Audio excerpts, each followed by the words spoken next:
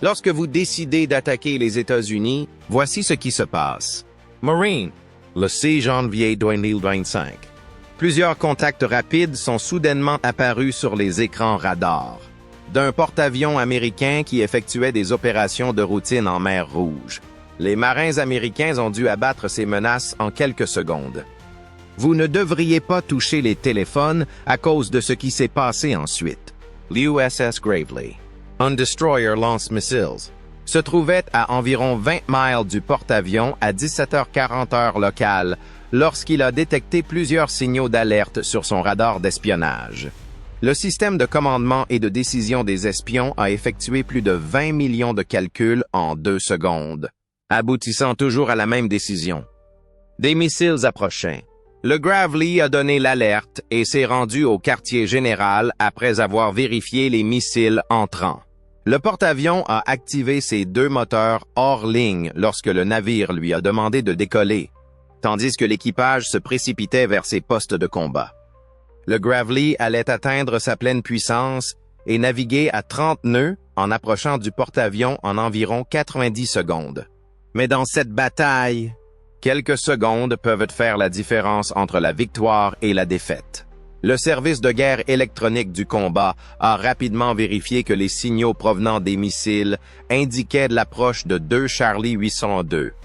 L'armement anti-navire préféré du Houthi est le Charlie 802.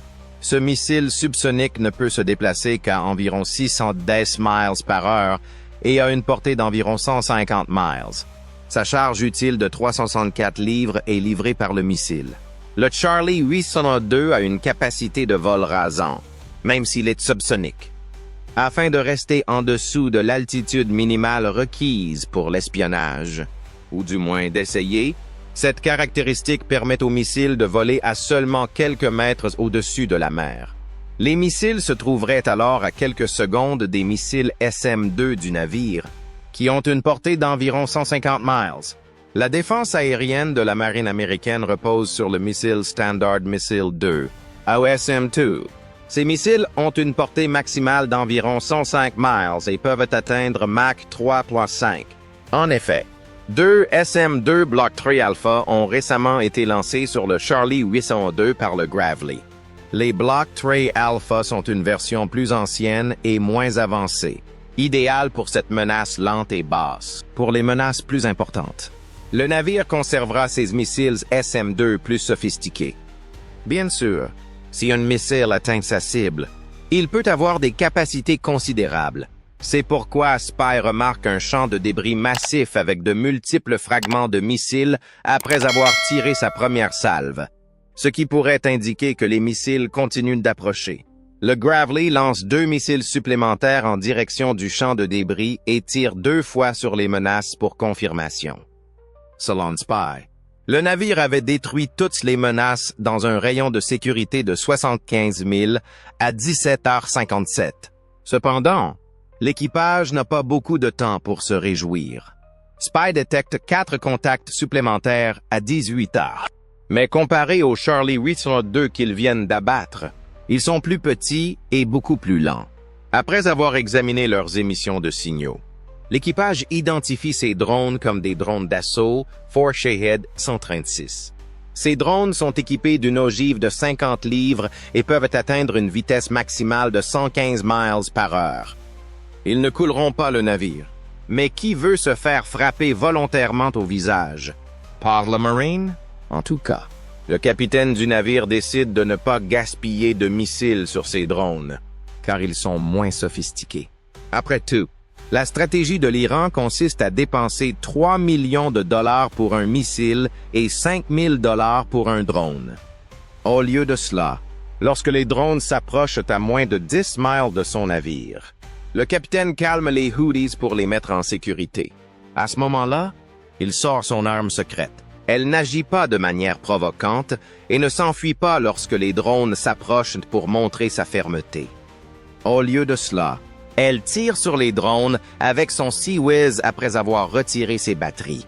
Dans une bataille de missiles, le système d'armes de proximité Sea-Wiz est généralement le dernier recours, mais il est également utilisé pour éliminer les contacts de surface, les hélicoptères et les drones lents. Le radar du Sea-Wiz commence à suivre et à établir des plans de tir pour chaque drone situé à 10 miles de distance. Les drones se heurtent à un mur de plomb lorsque le commandant donne l'ordre de libérer les batteries lorsqu'ils atteignent 3 km. Le Sea-Wiz peut lancer entre 3000 et 4500 obus de 20 mm par minute. Il ne lui faut que quelques millisecondes pour engager un autre drone après avoir engagé le premier. Les 4 drones sont réduits à des débris flottant à la surface. De l'eau en moins de temps qu'il n'en faut à un humain pour remarquer leur approche. L'équipage informe le porte-avions qu'il peut se retirer une fois que la destruction a été confirmée. Cette vidéo, rendue publique peu après l'allégation des Houthis, selon laquelle ils auraient frappé le Truman, ne montre rien d'inhabituel. Les avions décollant et atterrissant normalement. Les États-Unis allaient rappeler aux Houthis leur erreur, même s'ils n'avaient subi aucune blessure. Déterminer l'origine précise de ces missiles et drones est plus difficile qu'on pourrait le croire, même si l'armée est bien connue et opère au grand jour. Cela s'explique par le fait que le Yémen est un pays déchiré par la guerre depuis plus de 10 ans et que de nombreux hommes armés de toutes sortes d'armes, qui ne sont pas tous mal intentionnés, se trouvent sur le terrain. Les États-Unis utilisent des technologies très sophistiquées pour localiser les Houthis, et les rebelles et les distinguer des troupes saoudiennes et des forces gouvernementales. Vous voyez ce satellite? Vous avez raison de penser qu'un satellite comme celui-ci nous aide à fournir des services GPS et des communications internationales. Mais les satellites de ce type peuvent avoir une fonction très utile. Regardez cette image. Cela peut ressembler à un dessin du Père Noël réalisé par votre enfant de 4 ans. Mais il s'agit en fait d'une image thermique du Yémen. Si vous remarquez que tous les endroits sont bleus, violets en noir, cela signifie qu'il y fait très froid, comme vous pouvez le constater. En raison du désert et du manque d'infrastructures, toute la région est froide la nuit, à l'exception de quelques centres urbains importants. Cela fait ressortir tout ce qui est inhabituel dans ces endroits froids. Et c'est précisément ce qui s'est passé ici. Dans les régions situées en dehors de Sanaa et de Sada, ce satellite a détecté une différence de température de 27 degrés Fahrenheit grâce à des imageurs. Thermiques sophistiqués fournis par la National Geospatial Agency et la Defense Intelligence Agency. Les Houthis qui stockent des armes dans le désert sont connus pour mener des opérations souterraines, comme le prouve cette différence de température flagrante. Cependant, une seule image thermique ne suffit pas aux États-Unis pour effacer complètement une région de la planète. Ces 2 avions sont utiles dans cette situation. Le RC-135 Rivet Joint est cet avion, tandis que le MQ-9 Reaper est celui-ci. Bien que le Reaper puisse être équipé de diverses armes, ces 2 avions sont utilisés pour des opérations ISR. Cependant, ces avions sont occupés à vérifier les emplacements indiqués par les satellites pour cette mission le 7 janvier. Avant de retourner à une base aérienne à Djibouti, le Reaper prend des photos pendant sa mission de 27 heures en survolant les emplacements cibles. Les images qu'il fournit montrent clairement qu'il existe plusieurs tunnels et entrées de bunkers souterrains, même à 50 000 pieds d'altitude. Ces images sont corroborées par les messages des Houthis concernant les emplacements, qui sont recueillis par les 30 employés de l'avion à l'aide d'une technologie avancée de collecte de signaux. Vers 2 heures du matin, heure locale, le 8 janvier, le Harry S. Truman, le Gravely et le Kearney organisent ce qui ne peut être qualifié que de symphonie de la mort. Les 2 installations de stockage de missiles étant désormais solidement fixées par 3 sources distinctes. Les équipages des 2 destroyers achèvent leur plan de lancement des Tomahawk tandis que les F-18 Super Hornets décollent dans un vrombissement assourdissant du pont du Truman. Si tout se passe comme prévu, les 2 sites de stockage seront touchés par les Tomahawk quelques minutes, avant que les bombes anti-bunker ne créent un trou plus grand pour leur entrée. Et le crescendo est sur le point de commencer. Les F-18 auront besoin de 30 minutes pour parcourir les 300 miles qui les séparent de leurs objectifs, à une vitesse moyenne de 600 miles par heure, Cela signifie que les Tomahawks seront environ 3 minutes plus lents que les F-18, qui volent à 550 miles par heure. C'est pourquoi le Gravely et le Kearney ont tiré une salve de 6 Tomahawks chacun, soit 12 au total, à 2 heures précises ce matin-là. La bibliothèque des missions classifiées prend le relais lorsque les missiles atteignent leur premier point de passage prédéfini. Les points de passage réels que le missile suivra au-dessus des terres font partie de cette bibliothèque de mission, qui est créée par les planificateurs du quartier général supérieur, hors du navire. Ces points de passage tiennent compte d'un certain nombre de facteurs, notamment les données environnementales, la couverture radar ennemi et l'altitude du terrain. Ce sont les points de passage où les Tomahawks passent à toute vitesse. Mais si vous observez le vol d'un Tomahawk, vous remarquerez qu'il change constamment d'altitude. C'est le système TERCOM qui en est responsable. Le système TERCOM, Terrain Contour Matching, empêche essentiellement le Tomahawk de se lancer dans n'importe quelle montagne lors de son passage. Les missiles peuvent mesurer leur distance par rapport au sol en temps réel, à environ 50 à 80 mètres au-dessus, grâce à un altimètre intégré. Le missile peut effectuer cette opération tout au long de son rayon d'action de 1000 milles marins. Mais comment connaît-il sa destination? Après tout, le Yémen ne présente pas beaucoup de caractéristiques distinctives, comme l'a montré l'image thermique précédente. C'est là que sa deuxième fonctionnalité utile entre en jeu. Des photos satellites des régions situées le long de ces points de passage peuvent être transmises à la bibliothèque de mission à l'aide d'une technique appelée Digital Scene Matching Area Correlation, ou DSMAC. Le missile capture en continu des images tout au long de sa trajectoire et les compare à la bibliothèque de mission. Si elles correspondent, le missile sait qu'il est sur la bonne voie. Les développeurs de DSMAC ont découvert qu'en procédant ainsi, ils pouvaient obtenir une augmentation incroyable de 90% de la précision. Et les statistiques de cette nuit-là incluaient ces cibles. Les Tomahawks frappent les bunkers à 2h38 précises, larguant environ 1000 livres d'explosifs à chaque fois. En quelques minutes, les entrées sont en feu et brûlent dans l'obscurité, ce qui aide considérablement les pilotes des F-18 lorsqu'ils frappent pour le coup final.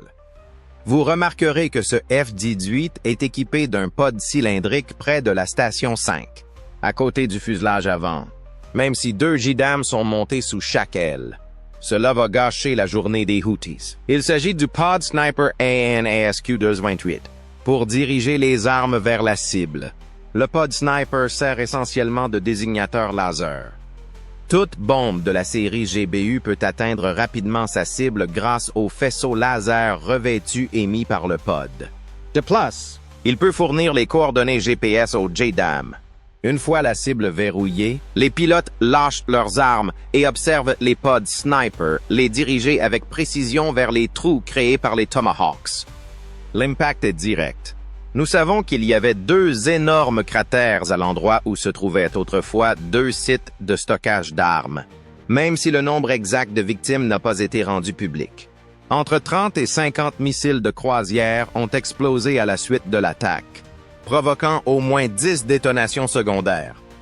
Le silence qui régnait au-dessus de la mer Rouge en disait long bien avant que les missiles ne prennent de leur envol.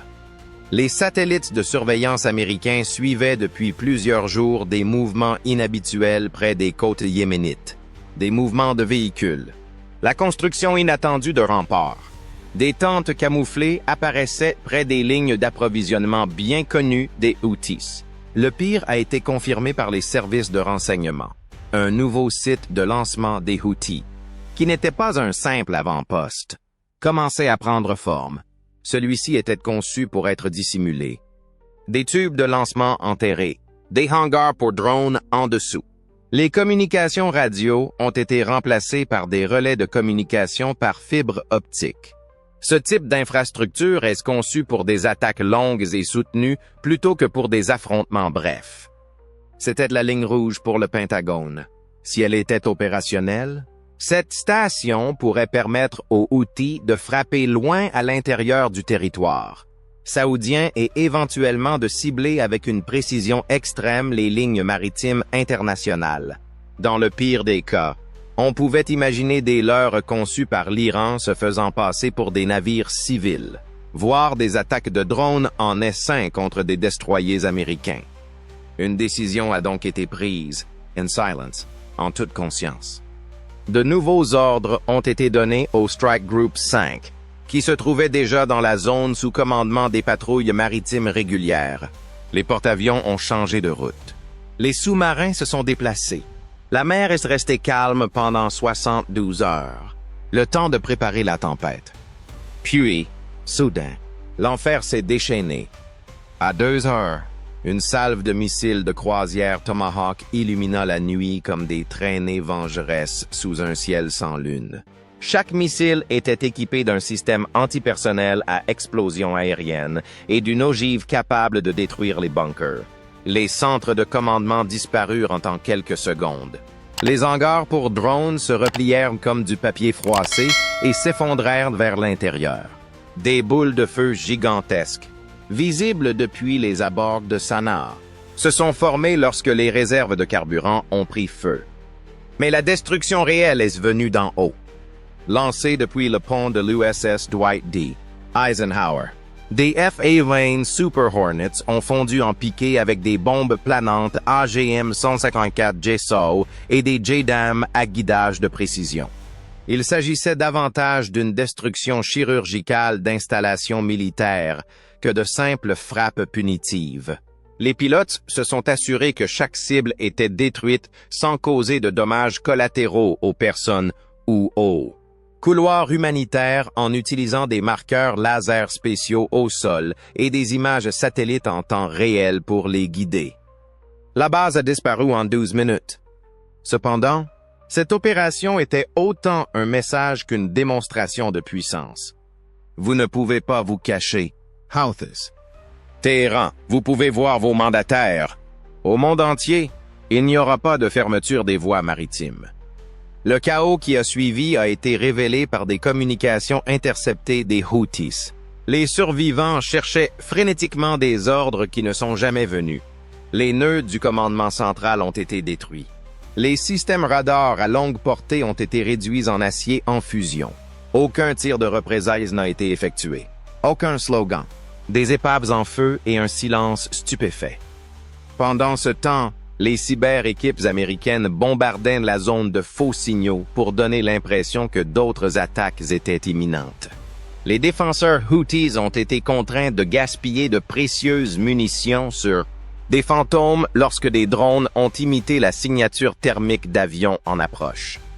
Et juste au large, un sous-marin de classe Virginia écoutait en silence, confirmant que les machines de guerre les plus sophistiquées de la région s'étaient déplacées, avaient frappé et avaient disparu sans laisser de traces. C'était plus qu'une simple victoire. C'était une leçon indélébile. Cependant, l'onde de choc de l'explosion s'est propagée bien au-delà de la mer Rouge, même si elle s'est estompée à l'horizon noir. En quelques heures, les assureurs maritimes internationaux ont classé les Houthis comme une menace navale de niveau 1, ce qui a entraîné une réévaluation des risques dans tous les réseaux maritimes mondiaux.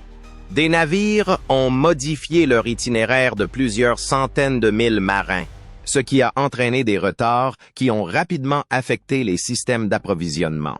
Le coût financier? Des milliards de dollars. Et ce sont les réseaux clandestins qui ont financé l'escalade des Houthis, pas les États-Unis. Les dégâts ont été confirmés par des photos satellites qui ont montré un sol carbonisé, des pistes d'atterrissage détruites et des antennes radars vaporisées. Les analystes étaient plus préoccupés par l'invisible, les conteneurs de fret manquants et les bunkers de stockage qui avaient été totalement démolis avant que leur contenu puisse être vérifié. Que contenaient-ils?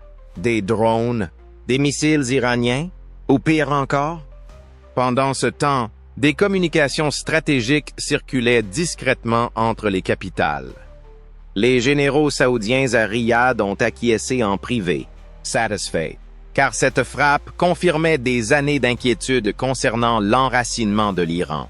Les chefs de la défense ont accéléré les exercices conjoints avec le CENTCOM à Tel Aviv. La vulnérabilité du détroit de Suez aux attaques asymétriques menée depuis des enclaves côtières par des groupes proxy a été réévaluée par les planificateurs navals, même au Caire. Il s'agissait d'un réajustement stratégique pour les États-Unis, et pas seulement d'une contre-attaque. Les mers ne sont pas à vendre, et Washington veut que cela soit très clair. Bien qu'ils soient désormais dispersés dans un réseau de complexes et de cavernes improvisées, les responsables Houthis ont fait des déclarations audacieuses, mais aucun d'entre eux n'a revendiqué la destruction du site. Un silence révélateur. Même eux semblaient réticents à admettre à quel point ils étaient devenus vulnérables. Et ce n'était que le début. Selon des sources internes au Pentagone, cette frappe était la première étape de l'opération Trident Hammer, qui est une opération continue plutôt qu'une réaction ponctuelle. La marine agit actuellement dans le cadre d'une directive révisée, refus total de l'accès maritime aux entités non étatiques hostiles, en coordination avec les forces cybernétiques, spatiales et régionales partenaires. Par conséquent, les États-Unis n'attendront peut-être pas qu'un missile soit lancé la prochaine fois. Avant même que les Houthis aient fini d'en construire un, ils pourraient frapper. Même si cette frappe n'a empêché les attaques de Houthis que pendant environ 6 semaines, elle a servi d'avertissement supplémentaire aux bateaux de ne pas s'approcher des Houthis. Pour l'instant. Au revoir!